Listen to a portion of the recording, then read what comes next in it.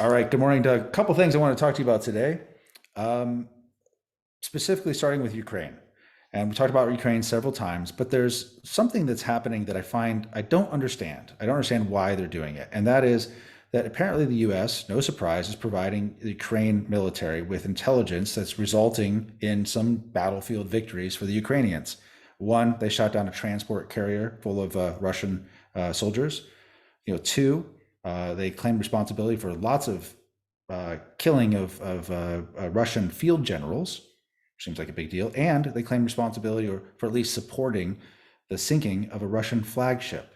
Now, what do you make of this? What do you make of the idea that they're so out there bragging about these things? I can only attribute it to pure stupidity and a desire to literally ask for trouble. I mean, it's strange. These people that are in and around the Biden regime are, I'm absolutely flummoxed by how thoughtless and stupid and ideologically bent they are. I've said before, and I'll repeat it again, these are exactly the same personality types that took over France in 1789, the Jacobins.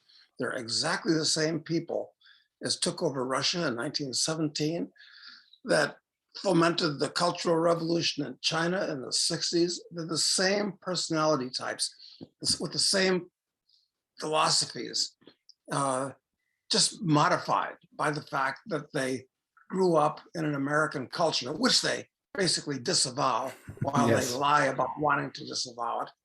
So I don't put any of these things past them, but it really is stupid that when you're fighting a proxy war, if they said the Ukrainians, or they said, hey, it's not us, then that would be favorable from 2 points of view, from a strategic viewpoint. Number one, it would make the Ukrainians seem tougher and more competent than they are. In fact, they can do all this stuff on their own, like big boys. And you're not going to pointlessly antagonize the Russians so that they think we really have to do something about this now. Uh, Right. But is it it makes no sense at all that they would do these things, but what we're drives dealing with it? aberrant personalities. They're really dangerous. They're actually criminal personalities in charge of the U.S., just like as in the past for regimes. And of course, as we've talked about, you don't get the best and the brightest going into politics. You get the worst type of people that just like to control other people and do this kind of shit. So it's very disturbing. But is the thing that surprises me is it seems as though they either have zero fear of the consequences of their behavior. Like they feel like it'll all work out just fine, or they really can't even imagine what consequences could be. Like they feel like because every action is going to cause a reaction. They have to imagine that that's true. I would think so. Either they don't understand that actions have consequences because they live maybe in a consequence-free life and a consequence-free world up until now, or they just seem to feel like they'll skate past it without any issue. And I don't on matters this important. I don't know how they can think that either one of those. Yeah. Well, perhaps that's one of the reasons why we call them crazy people. Yeah. There actually are people like that out there, thugs on the streets. But these people have thug mentalities. They've just gone to better schools and speak the King's English and have more money, and the power of being in government has gone to their head. I can't explain it, quite frankly. Well, actually, just as I have a hard time explaining why the Russians, because of course and most people are completely unaware of the fact that the Ukrainian army had been had been attacking Donbass since 2014, and apparently killed about 16,000 civilians. Well, who knows? You can't believe anybody. Maybe that's civilians and soldiers in the process. So why, if and I can understand why the Russians would want to stop that on the border and would want to neutralize Ukraine. I mean, not see it become part, but you know, launching the major assault that they have apparently, that's a strategic error Mm. on their part too. Instead of just wiping out the Ukrainian army, attacking Donbass, and kind of end of story. And Mhm. and sending in some commandos to get rid of the current Ukrainian regime. Do it surreptitiously. There's all kinds of bad actors in the Ukraine. Well, the Azov people and the neo Nazis and so forth. Who, it's a dog's breakfast. It's actually insane getting involved in a part of the world where the borders have never been stable and countries come and go. Ruthenia, Galatia, they come and go. It's like a kaleidoscope. Mm. But still, the U.S. feels like it has to get involved, and Yeah. NATO. This is all.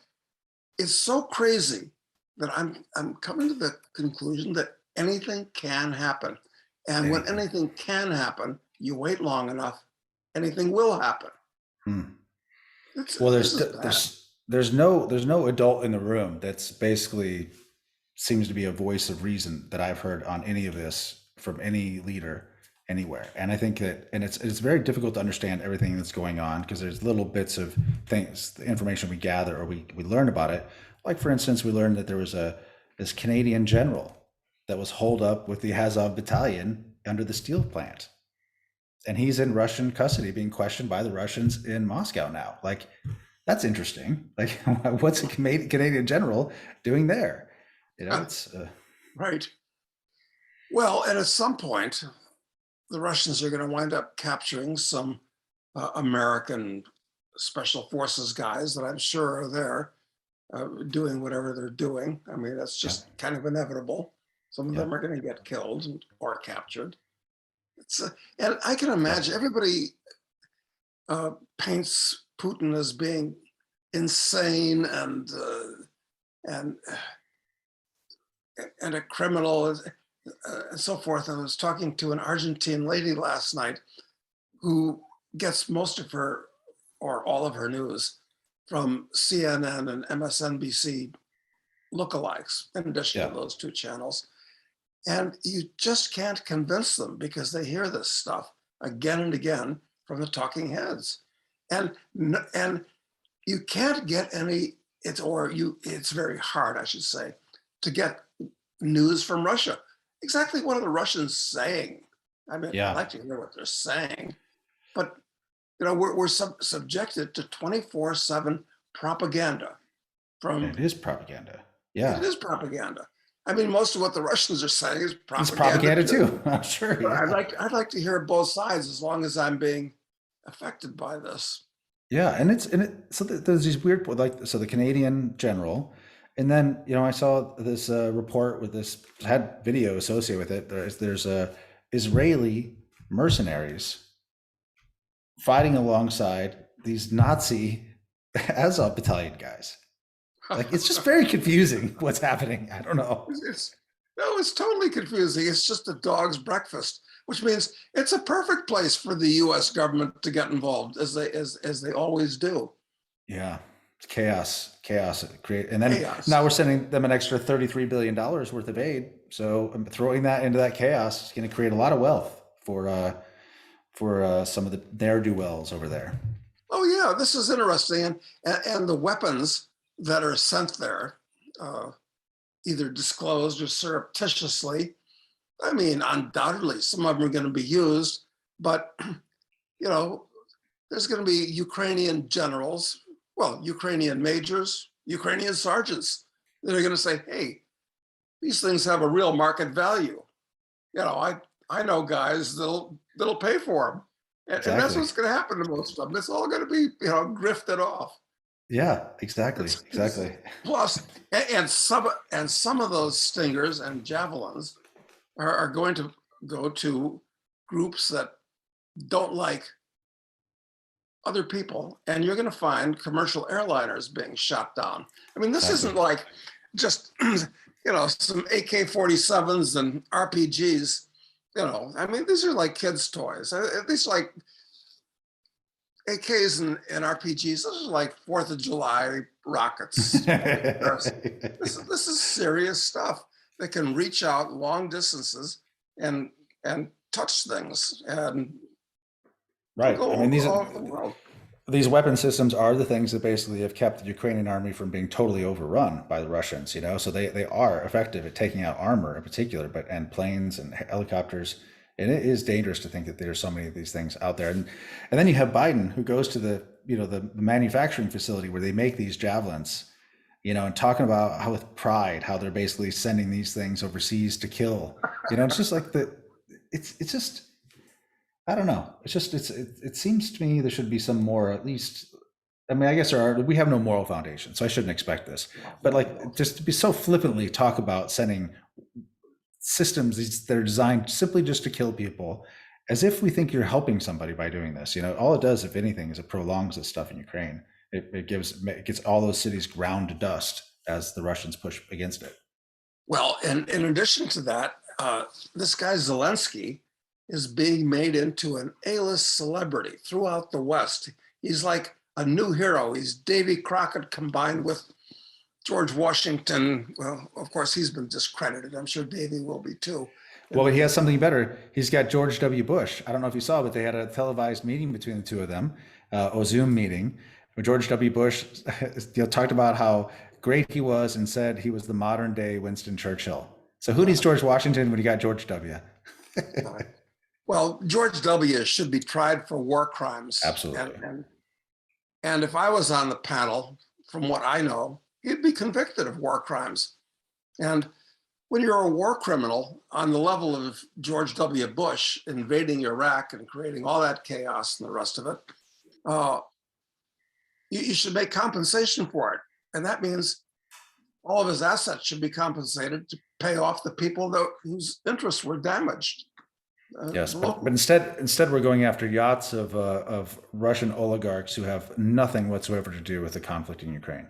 Nothing to do. Yes, exactly. Which means that the rule of law no longer exists in the U.S. If if the head of a foreign state that attacks some country were with provocation, quite frankly, I mean, people say, "Oh, this is like Hitler attacking Czechoslovakia." Well, actually, no, it's not. But so going after his friends with no court procedures or no formal proof and stealing $300 billion of Russian assets. I mean, that's a good reason not to trust the dollar, not to trust the US. I mean, this is stupid in the sense of stupidity being an unwitting tendency to self-destruction on the part of the US. Yeah, for some reason, I mean, but it's horrible. I don't know why Americans can't see roles reversed at all on anything. They're just like, they cannot imagine that you do not want to create that these things will come back to bite you. And I saw someone mention something that said them seizing these Russian yachts is as if some other international authority would go and take Bezos's yacht, which is currently docked in Denmark, because of what we did in Iraq. Of course, it had nothing to do with Bezos, but it doesn't matter. Yeah. It's probably some ill-begotten gains, as Biden says. Yeah, exactly. I suppose Bezos could be roughly associated with some bad things that the U.S. regime has done. But getting back to Zelensky, I mean, it's said, and there appears to be proof out there, that he's worth $800 million, Yep. $800 million. Right. I'm thinking, I've got to start thinking more like an Argentine thinks with pesos, because the US dollar is losing value so quickly. So he's got these houses in Florida and in Italy. So how does an actor from a shithole country that nobody's ever heard of, how do you get all that money? It's and he's being feted, even though all his political opponents have been arrested and the newspapers are censored. It's not like Ukraine is a paradise of freedom, although they never use the word freedom. They always use the word democracy, which is, I suppose, appropriate because democracy is basically bullshit. All it is it's a method of electing who's going to rule you. And the elections are all phonied up to start with. And there's two reasons why things get better in the world. Two. Number one is most people like to produce things and prudently save the difference. Produce more than you consume, save the difference, and build capital. And that's why the standard of living gets better. And that's where we get the capital to finance science and engineering projects. And the second thing is technology and science. Keeps improving things and we keep learning things and putting that theory into practice. But there's nothing guaranteed about any of that stuff. And I'm just afraid I can think other than those two things happening, and I think they're happening less, quite frankly. We could actually talk about that too, why Yeah, we should. we've got less capital and science and technology could go into reverse. In point of fact,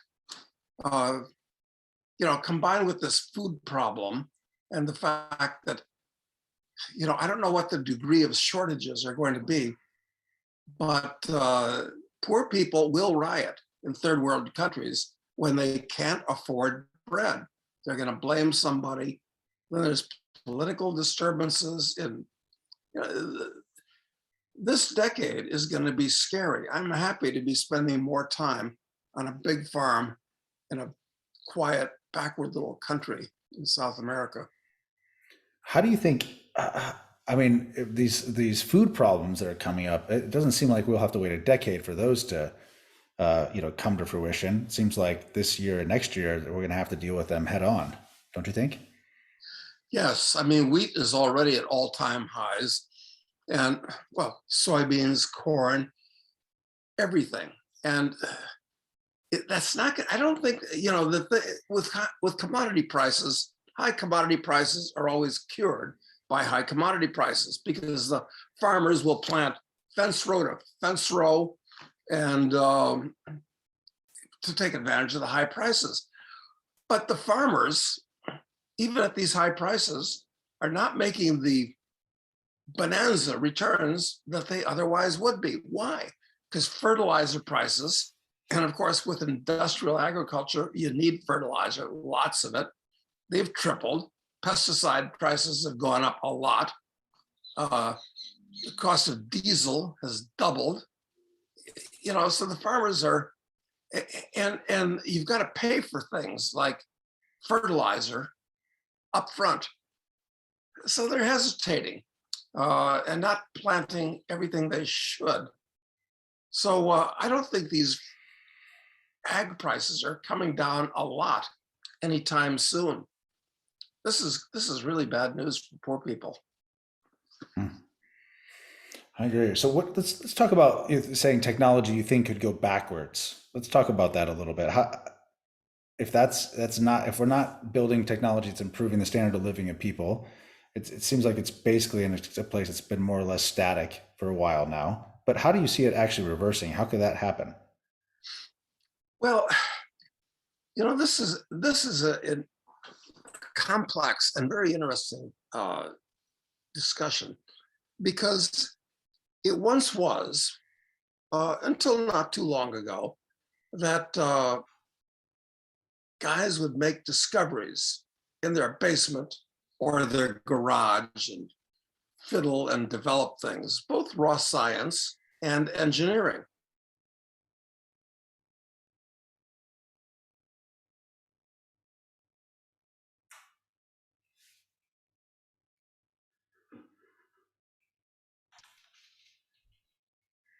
Doug, I lost you. It Oh, paused. You said it wasn't long ago. Last I heard it wasn't long ago that people were making these discoveries in their basements. oh, So if you could start right. there again. Okay. Uh, Yeah, it wasn't so long ago that people made discoveries in their basements and their garages. I wonder whether there's that much of that type of thing going on right now.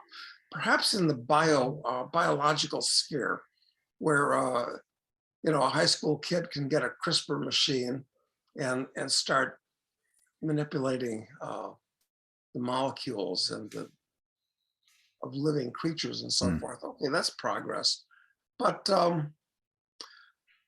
yeah, I just wonder whether most of the developments that are being made uh, are being made by large companies with large organizations that are mostly getting government funded today, Hmm. which is inefficient. And the products of those discoveries are hidden or used for military or misdirected. Uh, I just wonder if the era of Thomas Jefferson is not not Thomas Jefferson, Thomas Edison, and doing things like that. I just wonder if that hasn't somehow passed. And just a It thought. does. It does seem so, and the innovations that come out of these large research facilities and the big companies, they are usually evolutionary, not revolutionary jumps in technology. Simply because they're seeking a commercial application, given a known market share, trying to just push things forward, but really don't want to do what Kodak did by inventing the digital camera and then destroying its other business, which is why they kept the patent in the basement and never did anything with it, because the real revolutionary things tend to hurt their businesses. Yes, and the bigger the organization, I don't care what kind of organization you're talking about, whether it's a company or a government or anything, the more stupid and inefficient and corrupt it inevitably becomes. And when big organizations make these discoveries, they get lost in the bureaucracy. It becomes more like a Dilbert cartoon Mm. than anything else. It's the day of the individual entrepreneur seems to be fading to the day of large organizations, which, as I said, are inefficient. And as the general standard of living in the West goes down, people can't save the way they did. And when they do save, they have to save in depreciating currencies, Right. which destroys capital. So I think anything can happen. In this decade, uh, I actually expect the worst. And of course, that gets us to, well, what's going to, okay, let's be practical. Uh, the fate of the dollar seems sealed. So what should I do with the money that I have? Listen, I think about it all the time. Uh, I'm reasonably sophisticated, and I'm not sure what to do either. I mean, do I want what stocks do I want to buy? Uh, I'm not sure what businesses are going to do well. And even if the business does well, the stock itself may be so overpriced right now, it's not going to go anywhere for 10 years, even if the business does well. It's a real conundrum. It is, and the financial markets also, they seem incredibly fragile right now. The volatility is starting to move up. Yesterday was a day that scared the crap out of a lot of investors with a kind of a big drawdown, and sea of red in basically every stock there is. So it is hard to know what to do, and you got to expect the real estate prices going down, at least in the U.S. with interest rates going up. It's hard to see where you could put your money as any kind of safe haven. I mean, what I've been trying to do, and I've talked about a lot, is I'm trying to, by buying this farm, I'm buying something that's real, that actually produces stuff, that produces food, that has value, and even buying this solar system that I'm buying, because my payback period is pretty long in it, but at the same time, I'm purchasing it with dollars today that I assume are going to be worth less in the future, and so in a way, it produces an income for me by offsetting my expenses and going forward. But other than those like super practical things, it's really hard to find anything that I have any confidence in. No, I don't have. No, I don't really have any confidence in anything. I know for a fact that the gold mining companies that are in production right now are making a lot of money because as I think we pointed out in the past, all-in sustaining costs, which is very different from cash costs. All-in sustaining costs are everything from planting grass on the site after the deposit's mined out to ESG, which is becoming a really big cost everywhere, and replacing the reserves. Industry-wide, gold mining costs are about $1,000 an ounce, but gold is about 1,900 right now. So these companies are making money, and they're actually pretty cheap, but it's not reflected in their stock prices, perhaps because everybody hates mining. They think, oh, 19th century choo-choo train business, dirty, dangerous, slave labor, destroys the environment. So the fund managers, and of course the product, gold, is nothing but a pet rock. So yeah, I like gold and I like uranium because the costs of mining uranium, once again, it's all over the place. Uranium is about $55 a pound, but that's about break even, roughly speaking.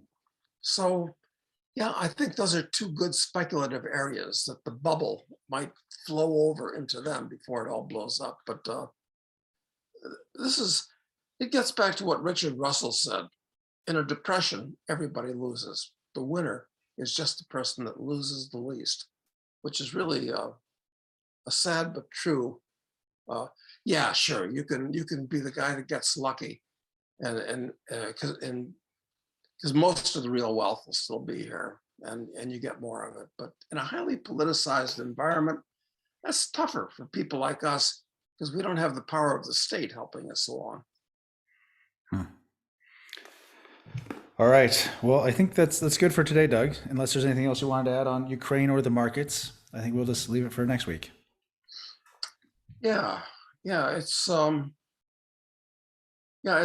like watching what happens is really like watching one of these long series on television, on HBO or whatever. It's just a really slow moving, real time series. Yeah. I'd Well, like to I'm see watching. how the story ends. Well, right now I'm watching the series I'm watching is The Punisher, so I'm not sure that's a good one for an example here. Yeah, well, the problem is that I don't think this series is going to have a near-term happy ending. I Yeah. just don't see how anything is going to get better. Maybe one of our listeners has thought about this and can write in and tell us, well, here's why things are going to get better. I'd love to hear some counterpoints to the doom because I think that there are some positive things out there. The only positive thing I can think of is the fact that there are vastly more people that are awake to the failures of government than have ever been in my lifetime. Most people just assumed, that, oh yeah, they don't maybe they're slow and incompetent, but they mean well and the people are good and that, overall, that we're in this together. But I think all of those things, those ideas have all fallen away for a lot of people. And I think when that happens, then there is an opportunity for more positive change. That's the only Well, positive that's thing I can see certainly happening right now. true. I mean, but the only way that the powers that be are going to give up power is if there's actually a revolution. And revolutions, if they're successful, it usually gets worse afterwards. But usually, peasant revolts, of which there have been hundreds that we know of throughout history, even if they come close and the people get woke and so forth, they're usually put down and then heads roll. So Yeah. yeah, that's a long shot. You're quite correct. I agree with you. But I don't think it'll change anything. It's a different story. Yeah, no, I agree with you. Okay. All right. We'll leave it there, Doug. Have a great weekend. Thanks, Matt. You too.